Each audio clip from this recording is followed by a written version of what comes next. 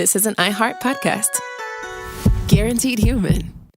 With no fees or minimums on checking accounts, it's no wonder the Capital One bank guy is so passionate about banking with Capital One. If he were here, he wouldn't just tell you about no fees or minimums. He'd also talk about how most Capital One cafes are open 7 days a week to assist with your banking needs. Yep, even on weekends. It's pretty much all he talks about, in a good way. What's in your wallet? Terms apply. See CapitalOne.com/bank. Capital One, N.A., member FDIC. The springtime thaw is finally here. Flowers are blooming. Days are longer. We're saying yes to more plans and finally getting outside, running, walking, just moving again. It's the perfect time to upgrade your everyday go-tos with Bombas. Take Bombas sports socks. They're super comfortable and designed with sport-specific tech for running, cycling, yoga, hiking, you name it. I use them to run in, and I can tell you they work beautifully. So head over to bombas.com and use code SYSK for 20% off your first purchase. That's BOMBAS.com, code SYSK at checkout. Welcome to Stuff You Should Know, a production of iHeartRadio.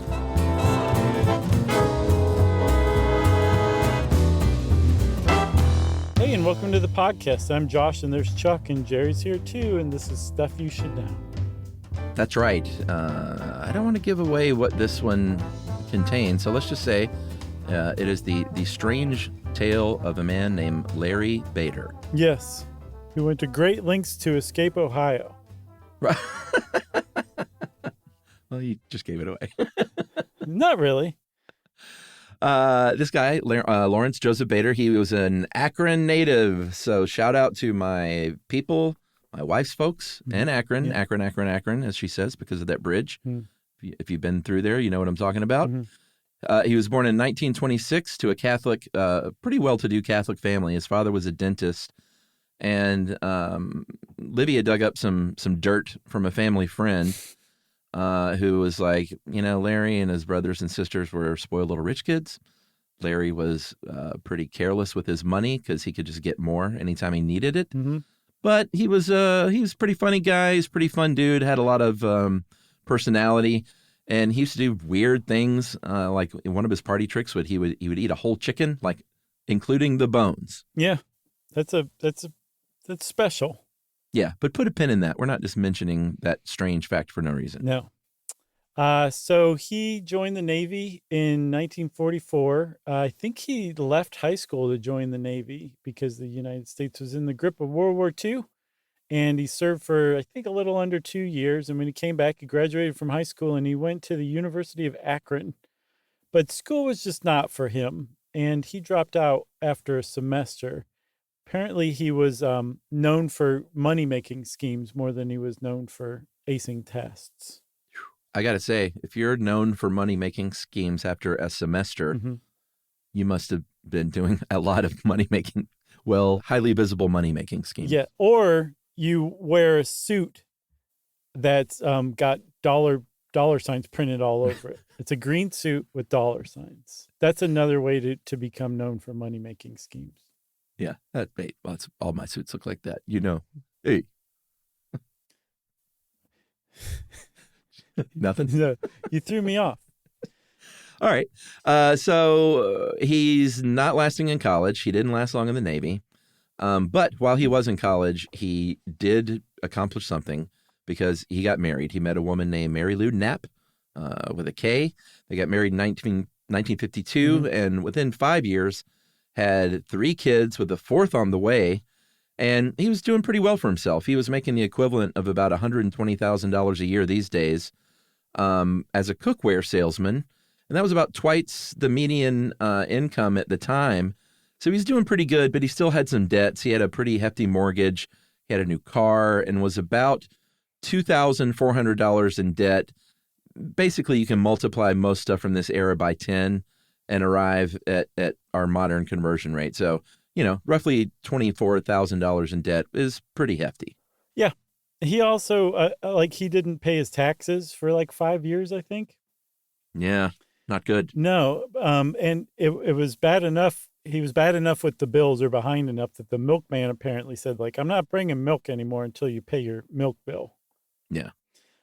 So the thing is this guy, like you said, family friend from when he was a kid, was he was a rich kid, but he was actually a really charming, fun to be around rich kid. And apparently, as he grew up into an adult, he remained essentially the same. Like basically everyone who met him or had something to say about him later on basically unanimously said this guy was a good guy. So Yeah. if he's like cracking under the pressure of these bills and this debt, it's not showing outwardly to anybody who knew him. One of his friends said that he was a red-blooded American 30-year-old family man who liked hanging out and drinking beer with friends. And his friends liked hanging around him because he was just fun to be around, essentially, without being like a reckless party animal. He was just fun to be around. Yeah. Just sort of your average fun guy. Exactly. And he was also, and put a pin in this, we're not mentioning this for no reason. He was also very good at archery, had won some competitions. So he was into archery. He was a fun guy, and everything's swimming along in his life, making a pretty good living, a little bit in debt. And then on Wednesday, May 15th, 1957, he had collected some bad payment checks from vendors from his business, and said, you know what, I got to go to Cleveland to kind of clear up these bad checks with these vendors. He tells this to his wife, Mary Lou, who was, keep in mind, 4 months pregnant. And he said, so I'm going up to Cleveland. It's going to be the morning, and then I'm going to probably do a little fishing in the afternoon in Lake Erie. And so I'll be home late. And she said what any partner should say in that situation, which is, maybe you could also come home and be a father and husband instead of going fishing after you do your work. Right. And he supposedly replied with, yeah, maybe I will, maybe I won't. All right. So I'm not saying he's some really bad guy. It may have been a cheeky response. That may have been how things went in their marriage. But he just was a little vague, and that will come into play. So one of the things he did was he paid some bills before he left. And one of those bills was a life insurance premium. He had recently adjusted or changed the policy to include a nice payout for an accidental death. And he whistled as he drove off to Cleveland and eventually went to Rocky River, Ohio, which is a little town on the Rocky River, which flows into Lake Erie. And he rented a boat at Eddie's Boat Dock about a half a mile inland from the lake from a guy named Lawrence Cotluer. Yeah, Cotluer. Yeah. Anyway, he paid $15 from a big roll of bills. It's also kind of important. And he said, hey, Lawrence, I want you to put some running lights on this boat because I'm probably going to be out after dark. And Lawrence said, okay, I'll do that, but it's going to cost you an extra $5, I'm presuming here at this time. And and Larry Bader paid it. Yeah, he paid it, and he was like, all right, whatever, buddy. He did notice, and this is stuff that, they interviewed Lawrence afterward for reasons that we still don't know because we're keeping this a secret. Well, we know. Well, we know, yeah, sure. But he did notice that he had a suitcase with him. He thought that was a little bit weird. He said, you got a storm coming. You might not want to be out there after dark. That is not what people in Cleveland sound like. Sure it is. In like a Stephen King novel about Cleveland, maybe. So people don't go in there. That's where the Browns play. So Wow. he warned him about the storm. He goes out on Lake Erie. The Coast Guard sees him and says, hey, there's a big storm coming in after sunset, and I've noticed you have some running lights, so you clearly plan on being out after dark. And he was like, it's fine. And so they said, all right, go about your way. 3 hours later, that storm does come in. And Larry Bader has disappeared. They find the boat the next day about 5 miles away. The life jackets were all on board. There was some scratches, like it had hit some rocks. There was a bent propeller. And some accounts say that it was either a gas line had been disconnected or the gas cans were empty. But either way, and I guess it's the kind where the gas line runs directly into like a gas can that's sitting on the boat. Must have been one of those kind of boats. But basically they were like, but nothing shows the kind of distress where a human would be completely missing. Like it wasn't capsized or sunk or anything like that. No, and the life jacket was in the boat, you said, right? That's right. So that's a big point because the Coast Guard was like, that was one heck of a storm on Lake Erie. there's no way that anybody could have survived this, even a strong swimmer like Larry Bader was known to be, without a life jacket. Yeah, one of the oars was missing, but, just do with that what you will. Right. But the boat was generally in pretty good shape. The thing is like this was not an uncommon thing. Like people drown in Lake Erie pretty frequently. It's a great lake. It's a very big lake. And just as a little side anecdote, when I was a kid, we used to vacation on Catawba Island on Lake Erie. And every week, we would go there for a week every summer. And every time we went, I would have to wait on the beach the first half of the week because somebody had drowned. And I was convinced that if I went in the water, their dead body would bump up against me. And I just couldn't even bear the thought of that. God. So finally, I would watch the news every night. And finally, when they announced they found the missing person, then I would start to go into the lake. And you thought, I won't run into that body now. I might become one, but it's worth the risk. Right. Yeah, because no one had any business swimming in Lake Erie back when I was a kid. What's Catawba Island like? What do you do there? Well, you play mini golf and putt-putt. Yeah. We stayed at this place. It was just like a block of like, I guess, little condos or apartments or something like that. And everybody had beach towels like drying over like the railing. And it was like on the beach, like the sand came up into your little front stoop. And it was just great. It was wonderful. I love it. I remember my oldest sister went on a date with a dude she met there, and they went and saw Top Secret at the drive-in. Oh, the vacation date. Yeah. That's always great. Right. Man, that's nice. I love young Josh stories. All right, so they looked for Larry Bader for a couple of months. The Coast Guard was like, no one's going to survive that storm if they don't have a life jacket. But they looked anyway. And they were like, well, he was a strong swimmer, though, so it's a little weird that, like, the boat wasn't that damaged and he's just nowhere to be found. Some people thought, he had this big wad of cash. I don't think we said, but he cashed a $400 check. Mm-hmm. So if you do the math, that's probably like $4,000, a lot of dough. So he may have been, robbed and murdered or something. And also the suitcase was gone, so that could also explain that. But either way, they said, we just got to put this one to rest. And so in 1960, he was declared dead, and his wife got that $40,000 insurance policy, and Social Security started rolling in. Mm-hmm. She went ka-ching. That's right. And I believe that's where we should take a break and see what happened to Larry Bader.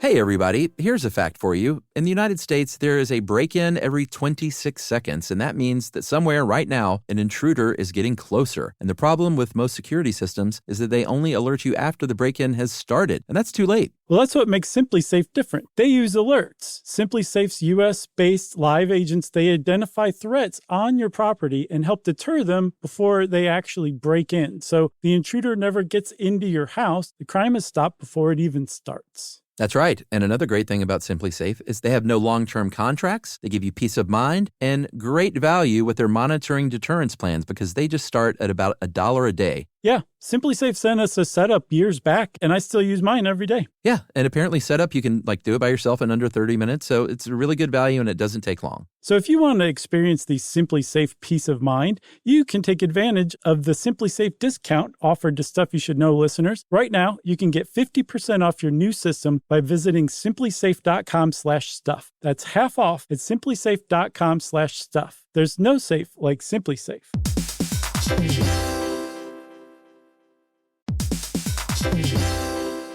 Work can be a little weird. One minute you're in a meeting that could have been an email. The next you're trying to decode corporate jargon that somehow means nothing. And don't even get us started on the quick sync that turns into a 45-minute deep dive. Yeah, well, the truth is figuring out your career isn't always straightforward. Whether you're trying to grow, pivot, or just stay relevant, it can feel like you're navigating it all on your own. Well, that's where LinkedIn comes in. That's right. LinkedIn can help you grow your career, helping you confidently navigate your path with insights, ideas, and inspiration from your professional community. You can stay up to date with the latest trends in your field, connect with people who get it, and discover opportunities tailored to your goals, your experience, and what actually matters to you. Whether you're looking for something new or just trying to grow where you are, LinkedIn gives you the tools and connections to move forward with confidence. Because LinkedIn is the network that works for you. Visit linkedin.com/know stuff to learn more.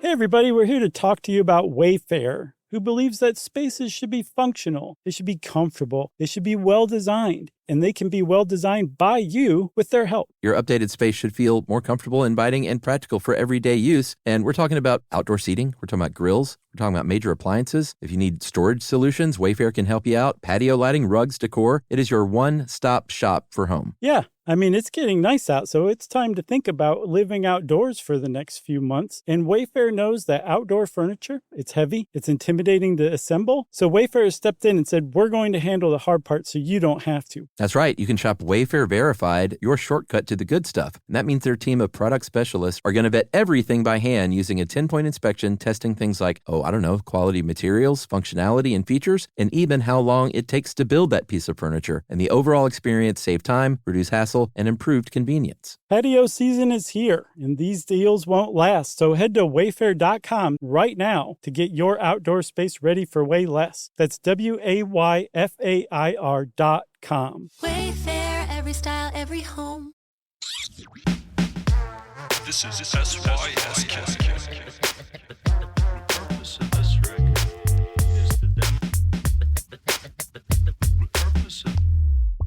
Okay, Chuck, where we last left off, Larry Bader's missing. He's disappeared, but enough years have gone by, I think roughly 3, that he's officially declared dead. His insurance policy has come in. His wife has said, this is what you get for telling me maybe I will, maybe I won't when I tell you not to go fishing.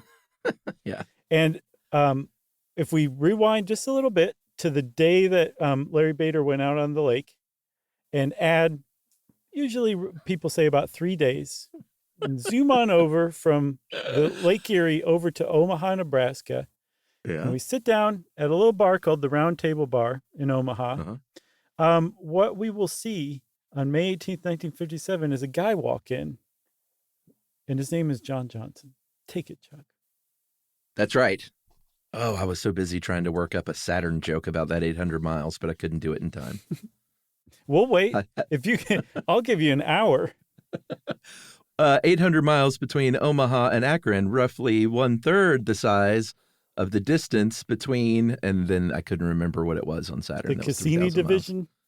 The Cassini division. Mm-hmm. So that's not a joke. That's making fun of my hard work. I know. So here's what happens. 3 days after Larry Bader disappears, 800 miles away, a dude shows up in Omaha at the Round Table Bar. Yeah. You said his name was John Johnson. Mm-hmm. He said, I got this driver's license here. It's got my name on it. I was a 14-year veteran of the Navy. It's a Navy license, as you'll see. I got out because of a bad back, and I go by the name Fritz. And there was a bartender there named Betty who said he was a really well-dressed guy. He clearly had money. He was really sort of fascinating and charming. He asked me out like the second he met me, mm-hmm.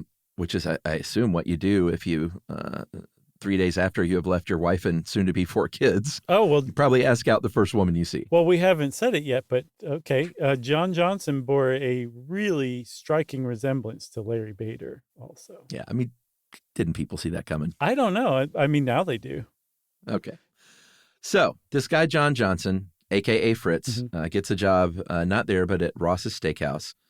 And basically was like, hey, I came from an orphanage in Boston. There were 22 boys in this orphanage. They named us all John Johnson and gave us all nicknames so they could tell us apart instead of just naming us different things. It's very strange.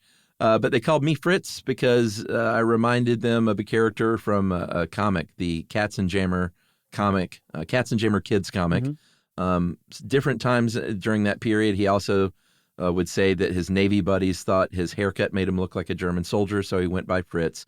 But either way, this is some new dude in town, and he was like, all of a sudden, the talk of Omaha. Yeah, Betty Johnson's impression was not isolated. Apparently, people who met Fritz Johnson felt essentially the same way that she did. Like, he was a cool dude that you wanted to be around, debonair, you could say. He, but he also was a bit of a character. And by a bit, let me just say that he bought a hearse and rearranged the back so that it was like a little lounge area for him when he picked up women on dates. And I saw one place, but it was a legitimate source, like a contemporary newspaper article that said that he had somehow gotten it licensed with the city as a hunting vehicle. Can you imagine anything more 1957 than that? 1957 Bachelor? Yeah. I mean, he was an avid hunter. That is not what he was going for. You think is it? I mean, I don't know. Yes, you don't put a lounge area in the back of your hearse for dead deer. No. I know, but do you think he had it licensed as a hunting vehicle because, like, he was hunting ladies and he just wanted to be able to tell people that? Yes, I do. Okay. I don't agree. Okay, that's fine. We'll But either take way, it up with UPI, buddy. he's an eccentric dude. He wears a leather beret. His apartment apparently was just a bunch of like beanbags and throw pillows. He had champagne parties. He had Siamese fighting fish. He was an archer. He said, I hurt my back, and so archery really helps strengthens the back. And so I took up archery, and then 5 weeks later, he's won a state championship in Nebraska, and then wins 13 total archery titles in the state. And at parties would do the eat the whole chicken, including the bone trick. And the last three listeners went, oh. That's right. So he's working at the bar, but he buddies up with a guy that works at a radio station, KBON. And he lets him come in there to kind of just monkey around because he was interested in broadcasting.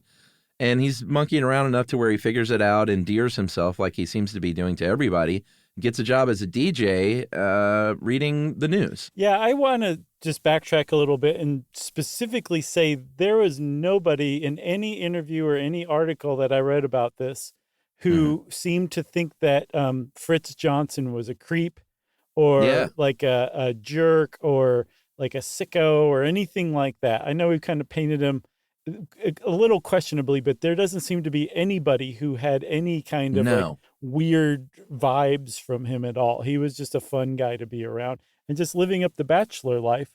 Apparently he was saying like, I spent, my youth in an orphanage having to listen to the people who ran the place tell me what to do. I spent 14 years in the Navy listening to them tell me what to do. And now I'm finally free and I'm living it up. So that's essentially, I think, the best way to paint his character is that he was living it up, his newfound freedom. Yeah, for sure. We can talk about some more of his flamboyance just because it's simply really funny and interesting. When he wrote a personal check to someone, he would sign it Fritz only. And then he wouldn't put a date. I don't know why I love this so much. He wouldn't put a date. He would just put a season. So he would write a check to someone on the date of, autumn. And then he would just sign it Fritz. Isn't that weird that they would catch that? I think it's the 1950s. I guess stuff like that would happen. It was also the 1950s. So you could collect your tip money as a bartender in a milk bottle and then just go hand that milk bottle to the person working at the bank and fill out the deposit slip, 1 quart of money. And I'm sure they thought, oh, he's such a character, but like, now I got to count on this stuff. Thanks a lot, dude. Yeah. Every time he made that deposit, he'd think to himself, are you going to withhold the milk deliveries, huh? Yeah, exactly. So one of the other things that he was known for is being a little unkind to friends who were engaged or married or about to get married. He was like, marriage is just another way to trap a fella. Yeah. Whoever gets married is a sap. Probably said something along those lines. That old thing. And then a few years after he appeared in Omaha in 1961, he got married. Yeah. He got married to a model named Nancy Zimmer, who was 21 at the time, and she had a daughter from her first marriage. She said later that they were just too young. And not only did Fritz Johnson adopt her daughter, they also had their own son. So he had a family all of a sudden within just a couple of years. Yeah. So he's working part-time at the radio station, eventually works full-time there and then transfers over to TV when he got a job at KETV, the local affiliate there, eventually getting promoted up to sports director. And also on the side, he was advising, like consulting, I guess, for archery companies because he was just so good at it. Yeah, he's like, well, maybe consider making the arrows straight. I did some archery at the camp. We took a big family trip with a bunch of families, and I got the archery set out, and it was quite fun. And I'm a pretty good shot. Oh, yeah? Any bullseyes? Yeah, I was hitting some bullseyes on the rag, and I've never even done much archery. It just seems intuitive, just kind of hold it steady and aim at the thing and then let it go. And you're like, I'm just as surprised as any of you. I really was. How far away, though? Are we talking like 5 feet? I mean, I don't know what standard archery is. I was shooting, I bet, probably from about 35 feet would be my guess. Oh, that is good, man. I don't know what standard is, but everyone's like, oh, yeah, you come up here all the time and do this. I was like, I actually never do this. I'm just good at it. Yeah, you just have to say that out loud with every shot. I know, like, don't compliment me because you think I've worked at this. Right. This is all blind luck. That's right. Speaking of blind luck, one of the other things that kind of made Fritz Johnson a noted character around town. Hey, look at you. Is that he ended up donning an eye patch. And he was one of those eye patch wearers who really needed one because they found a tumor behind his eye, I think his left eye. And to remove the tumor, they had to permanently remove his left eye. So he wore an eye patch rather jauntily from what I can tell. And that just made his legend even more. So like one of the local beloved TV announcers now wears an eye patch with his little pencil thin mustache. And everybody just loves this guy so much. Let me ask you something. Are you saying that there are people who wear eye patches just for attention that don't need them? Yeah, I mean, I've never met one, but yes, I'm sure those people are out there. They're the same people who wear glasses. That's how they start. It's the gateway drug is like wearing glasses that don't actually work. You know that I did that. I know. Are you well, throwing you're shade? Just an eye patch wearer waiting to happen. Oh, man. I hope someone writes in that knows somebody, or maybe that even did that for a time. If you did this in middle school, you get a pass. Like it seems like something John Hodgman might have done in middle school. Yeah, for sure. For sure. But yeah, also not as a pirate. You can't be dressed as a pirate at the time. No. It has just to be like normal street clothes. Yeah. Okay. Amazing. That's the rules. Should we take our break now? Yeah. I think there's no other place to take our second break than this. All right. We got another big reveal coming up right after this.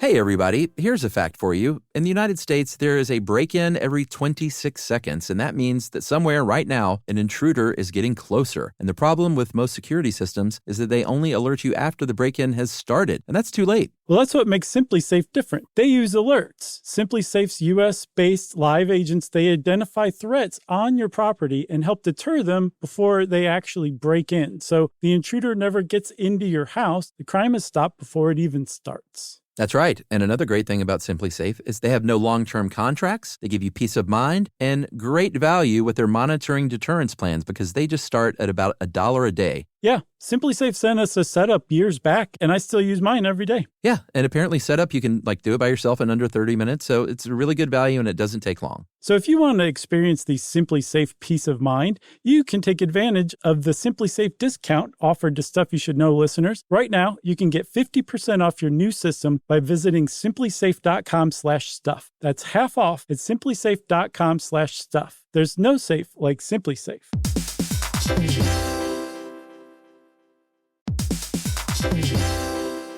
Work can be a little weird. One minute you're in a meeting that could have been an email. The next you're trying to decode corporate jargon that somehow means nothing. And don't even get us started on the quick sync that turns into a 45-minute deep dive. Yeah, well, the truth is figuring out your career isn't always straightforward. Whether you're trying to grow, pivot, or just stay relevant, it can feel like you're navigating it all on your own. Well, that's where LinkedIn comes in. That's right. LinkedIn can help you grow your career, helping you confidently navigate your path with insights, ideas, and inspiration from your professional community. You can stay up to date with the latest trends in your field, connect with people who get it, and discover opportunities tailored to your goals, your experience, and what actually matters to you. Whether you're looking for something new or just trying to grow where you are, LinkedIn gives you the tools and connections to move forward with confidence. Because LinkedIn is the network that works for you. Visit linkedin.com/know stuff to learn more.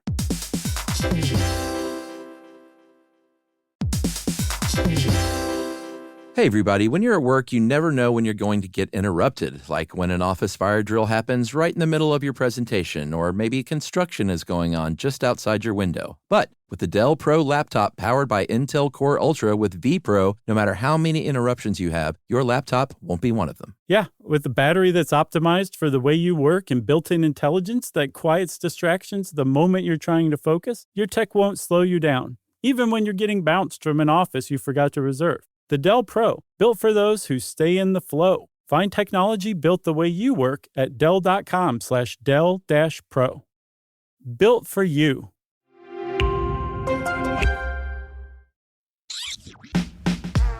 This is SYSK. The purpose of this record is to All right, so I promised a big reveal. Things are going great for old Fritzy. He's in a town. He's scoring with the ladies in the back of a hearse. He's eating chickens through the bone, and people think it's the best thing they've ever seen. He's on TV, for goodness sakes, with an eye patch. Can I say one more thing about the chicken eating thing? Yeah, like how do you eat bones? No, I mean, I can get that. If you cook a chicken enough, like it can be... Just dissolve it, sort of? Yeah, essentially. Okay. The thing is this. That's not a party trick that you do quickly. People have to stand around you for possibly dozens of minutes while you do this trick. So everybody really watch this. Right. Stop what you're doing and come over and quietly watch me. Like, it takes a real showman to hold people's interest while you're eating a whole chicken.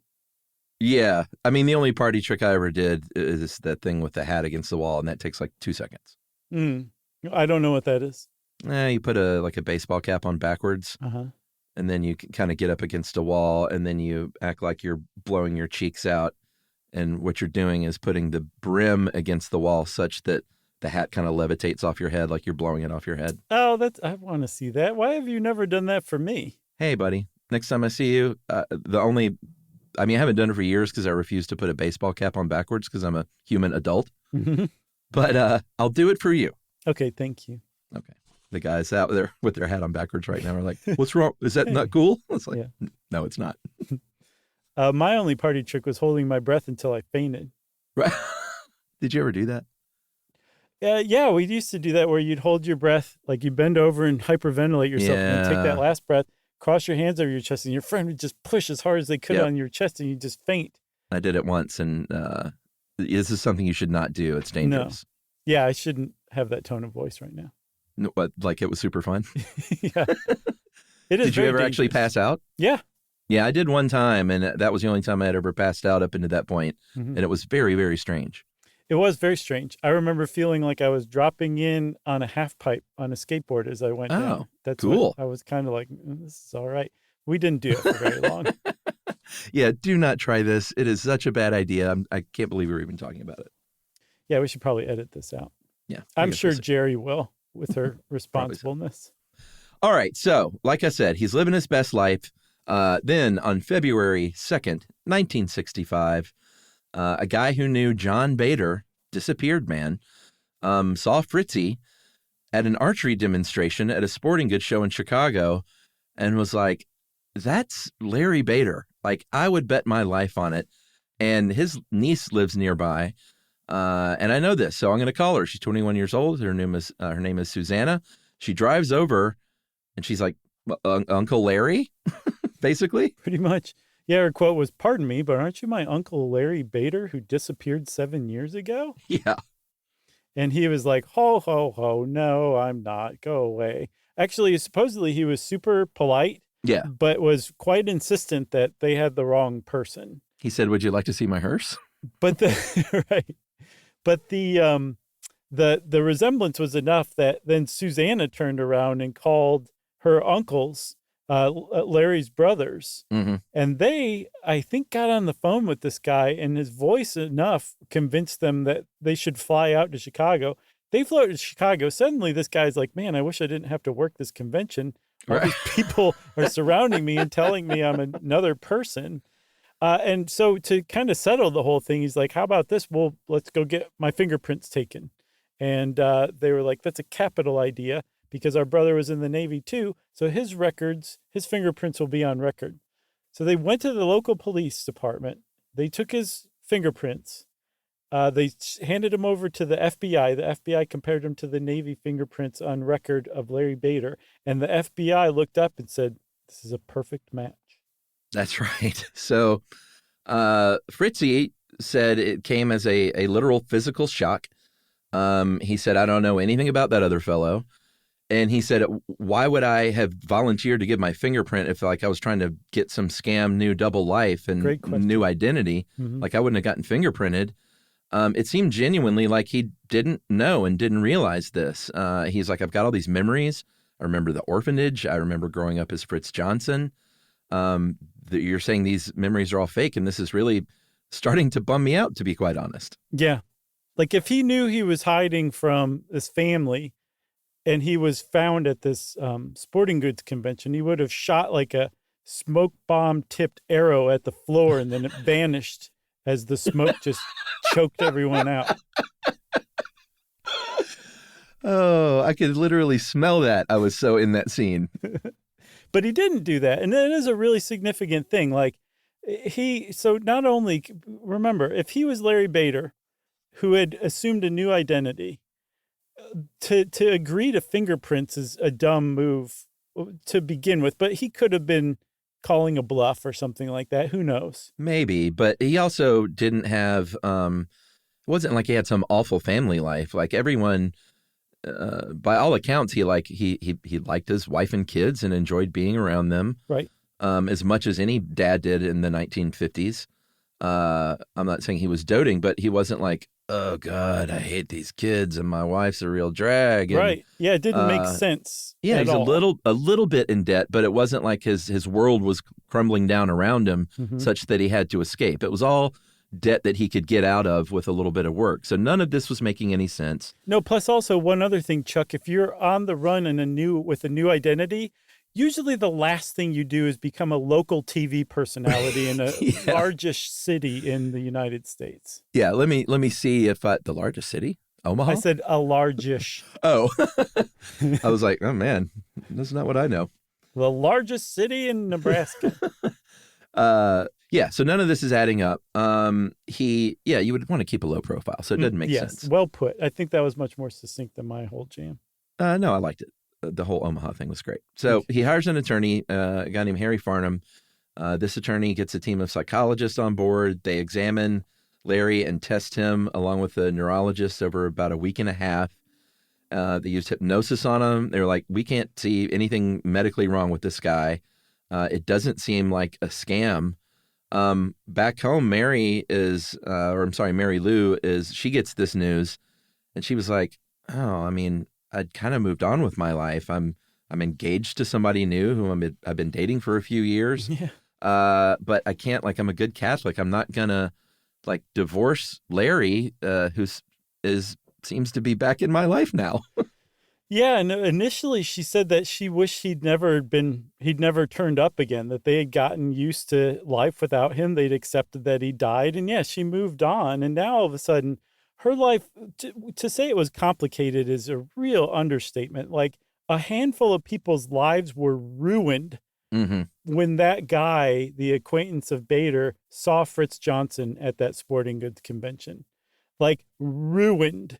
Not only do you have like Mary Lou, Fritz/Larry, Larry's wife, Nancy, their kids. You also have like the nameless fiance that was engaged to Mary Lou. Like people's lives were completely upended by the news of this. And apparently the whole time Fritz Johnson is like, this makes zero sense to me, but the FBI said that my fingerprints match this other guy, and everybody else from Akron is telling me that I'm this other guy. I think I'm Fritz Johnson, but he was he resigned himself to be like, maybe this is right. Maybe they're right. He didn't deny it the whole time, and he did not seem fishy at any point. He was also more than willing to talk to the press as this was going on, but he was not an attention hound. Yeah, no, not at all.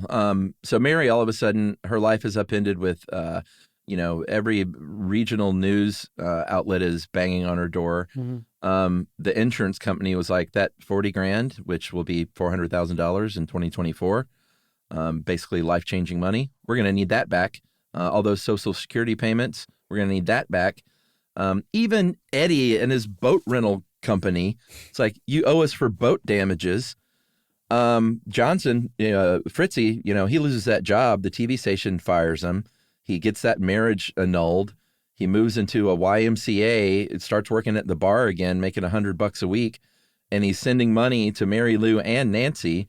And I think keeping about, like 70 or $30 for himself to live on. And it's upheaval everywhere you look. Yeah, for sure. So, a few months later, it's funny that she waited a few months. Mary Lou took her 4 kids and they went to meet him in Chicago, I guess like a neutral city. And they spent the weekend together. And she told the press later that she was like, he was a great guy, good with the kids, but we're strangers to him. So it was a bit of an awkward weekend, essentially. The thing is she didn't really have a choice now. Like, she was a Catholic, like you said, she didn't believe in divorce, and now her husband was all of a sudden back. So she has to figure out how to work him back into her life and their kids' lives as minimally disruptive as possible. And she's just completely just lost. By this time, Nancy also, she was saying, I'm going to stand by my husband, Fritz. At some point, she even said, I'm willing to go back to work to help pay Mary Lou child support if he's going to stay with me. But it didn't work out as well. So Nancy took her kids and kind of went back into the background to leave Fritz to deal with this whole Akron thing. Yeah, the whole Akron thing. Yeah, I mean, and his kids, I don't think we mentioned their ages. They were 2, 4, 6, and unborn when he disappeared. So maybe that 6-year-old has a memory. The others probably had not even any memory of former dad. Right.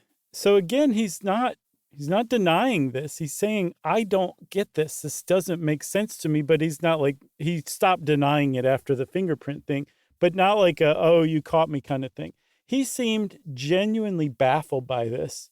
There's a really good kind of like one of the authoritative articles on this whole thing that was written by the Akron Beacon Journal in September of 1965. Beacon? Beacon, what'd I say? Akron Beacon. Oh, the Akron Beacon Journal. I say it like a local. Yeah, sure. And it's funny because the journalist who wrote this clearly had just read Hell's Angels by Hunter Thompson. Oh, and really? Was trying his hand at it. Oh, no. So like the whole thing starts in this jet flight that he's on his way to Omaha. And, it ends on the jet flight too. And like he's talking about them walking through the town to the YMCA. It's just like he wrote himself into this article. And it was just kind of funny to see.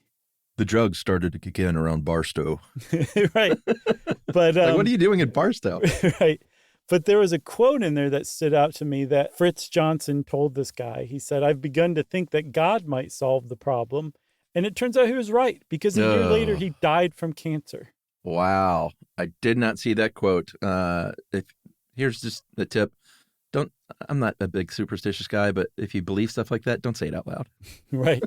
You don't want to tempt God to kill you. No, because he'll do it just for laughs. Just to show you who's boss. September 16th, 1966 is when he died. Did you say it was the tumor? No, I said cancer. It moved to his liver, I think. Yeah, that tumor came back, passed away. First Methodist Omaha had a memorial for him. Then he was transported back to Akron, buried in his family plot. And now, how many of these explanations do you want to go over? Because I almost feel like we should just skip to the one that you dug up. That sounds the most plausible to me. I agree wholeheartedly. There's just one other thing I want to say about his 2 funerals. In Omaha, the funeral was given for Fritz Johnson. In Akron, the funeral was given for Larry Bader, but it was the same body. They moved from one city to the other. Yeah. I think that's cool. That is super cool and a nice little footnote. But like we said, there were some theories that don't seem to hold water about different kinds of amnesia. But then you did some digging, and then I went back and did some further digging once you gave me what you dug. Mm. And it seems like a lot of people on the internet, and of course these are internet people, so it's not like science isn't studying this. It's just sort of one of those things that's left to smart people on Reddit. But what the general consensus seems to be on the internet is that he suffered from what is known as a dissociative fugue, which is a very strange syndrome in which you can have very, very sudden, really significant retrograde memory loss that can't be attributed to like being hit on the head really hard or something. Like other kinds of amnesia can be explained away in other ways, and this one can't. Right. Yeah. Fugue state. I mean, it's basically like they are describing what happened to him. But essentially what happens is you have this amnesia, but it wipes out your episodic memory, your biographical memory, and to the point where you accidentally, inadvertently move away from home. Depending on how long it lasts, you're going to travel fairly far away from home. When you get to where you're going to set up a new life with a new identity, make new relationships, and you're not going to have any memory whatsoever of the life that came before this. That's a fugue state. And apparently it is actually real. I looked all over for like fake, this is made up, this is not correct, like this is a crackpot theory that some psychologist came up with. No, dissociative fugue is a widely accepted, very, very rare medical condition that they do not know how to explain. There's a struggle between neurology and psychology or psychiatry. Like, is it brain-based or is it like a break from some traumatic experience? And apparently it usually is prompted by some negative experience, but it's not something like seeing your family killed. It can be something like being $2,400 in 1957 in debt and stressed out from that. Or, I mean, here's what I think. I think it could, that whole boat trip and fishing expedition was just on the level, and that's really just what he was doing. He had all that cash and the briefcase, the suitcase, because maybe he just didn't want to keep that stuff in the car. And he went out in a really bad storm and had a traumatic event happen out there, like maybe being tossed overboard. I think that could have been the stressful event. So that's one thing. Another thing, too, is when this dissociative fugue ends, you will probably remember your real life, but you're not going to remember what happened in the fugue state. My explanation there is that he died of a tumor, so that might have happened to him given enough time, and he just died before that memory of the real life came back to him. So I guess kind of what you're saying is he died in a fugue state, like he never emerged from the fugue state, huh? Yeah, that's my theory. Okay. I think that's a pretty good theory, actually. I mean, it does seem like he was not malingering. He was not faking. This was not a con. It's a just genuine mystery, because also like he just checks so many boxes for a fugue state, but it usually goes on for what, weeks or months, right? Not years. That's what I don't know. That's what I saw. Oh, really? Yeah. But that in that time, you're so convinced of your new identity that you can form relationships that now all of a sudden are jeopardized or on the rocks because you don't remember these people anymore. And you're like, what am I doing in Omaha? Yeah. Well, when did he die? 1966. And when? 1965. Yeah. So it was only like a year. Right. I mean, that seems plausible for what little I know about it. Yeah. Hopefully we figure out more about fugue states, because then we'll understand a little more about Larry Bader. And if we don't, then we're never going to know what happened. Like, it's just a mystery. Yeah, I was wondering if this could be a movie, if there's enough there. And then I decided it probably couldn't be a movie, but it could be probably like a 10-part Netflix show. A 10-hour long movie. Yeah. With tons and tons of archery montages. Oh man, so many. So you got anything else about Larry Bader?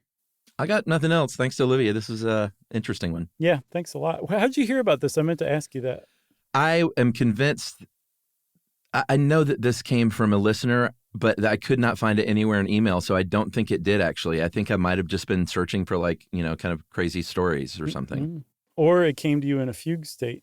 Maybe I'm not even Chuck Bryant. Well, Chuck seems like he's having an autobiographical crisis right now, and that, of course, unlocks listener mail.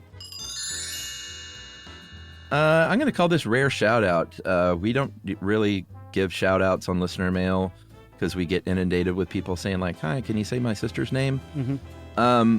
But we're going to grant this one because it is for a Nana, and we like to honor the Nanas of the world. Oh, that's sweet.